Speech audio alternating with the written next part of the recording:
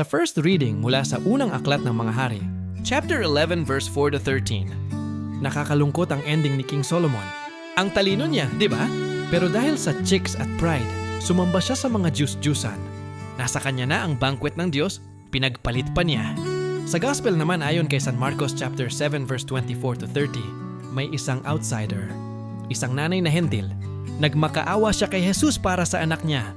Pero ang sagot ni Lord, hindi tama na ibigay ang pagkain ng anak sa mga aso. Masakit yun! Pero hindi siya na-offend. Ang sagot niya, yes Lord, pero kahit aso, kumakain ng mumo na nahuhulog sa mesa. Grabe ang humility. Hindi siya nagdemand. Sabi niya, Lord, kahit mumulang ng himala mo, sapat na sa akin. At dahil sa faith niya, gumaling ang anak niya. Kapatid, minsan nauunahan pa tayo ng mga outsider.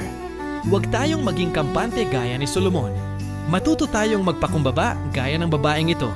Dahil sa Diyos, ang mumo ng biyaya ay kayang bumuhay ng patay.